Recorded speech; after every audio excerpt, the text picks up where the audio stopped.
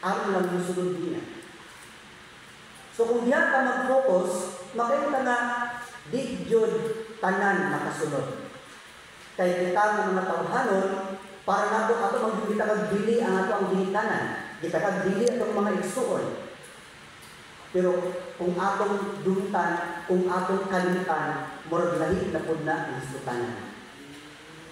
Pero ang nindot kay makaigsunan, ang gusto ipaabot ni Kristo sa Ebanghelyo, dili nato literal pagtanaw nga duntan jud nato mismo ang atong amahan, ang atong inahan, ang atong igsuon ug ang atong kaugalingon.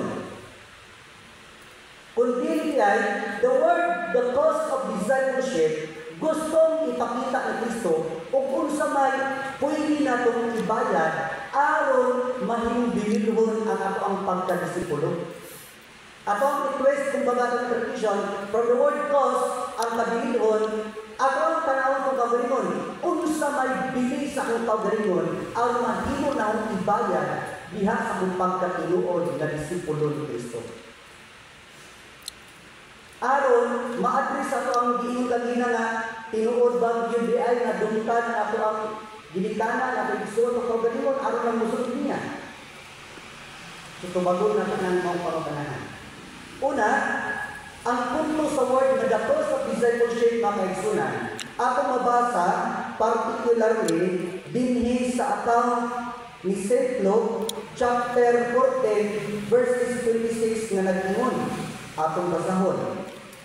Matod pa mga igsuon sa account ni Lucas.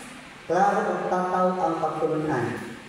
Kinsa kadtong muari kanako nga dili magdumot siyang inahan ug inahan, siyang asawa ug mga anak ug mga igsuon, ingon man siya kaugalingon, dili mahimong akong tinunan. Ang buot pasabot kay nimong puntuhan makigsunan. The word the cause of discipleship aron matagaag believe, aron matagaag bayad ang atong pagsunod ni Kristo, nag-require kini sa pulong nga commitment to Christ above all. Ang pagkabilihon diay sa pagsunod ni Kristo, nagdusok sa itong pagsabot na kung tinutang musunod ni Kristo, na necessary nga duntan nato ang atong pamilya. But rather, ato ang i-commit ang atong pagalingon nga way labaw sa kanan kundi siya. Kantong puntong ninyo siya na duntan kalintan, aron nga ang atong interpretation sa pagkinamin ng kalibutan, kung tinuotang musunod niya, kung sa gingon din sa line account ni St. Luke, matod pa ni Lucas, seek ye first the kingdom of God, and all these things shall be added unto you. Therefore, ang pagsunod ni Kristo, nagkinalang sa word na commitment to Christ alone. Wa na ilain pa.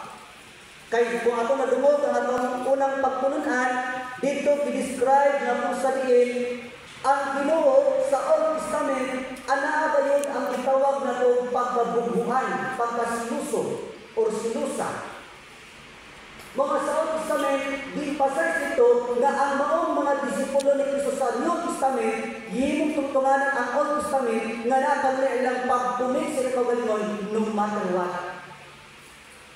Kay di ay ang cause of discipleship, di makita ang gitawag o bili, di makita ang inyong kantidad if we are not committed.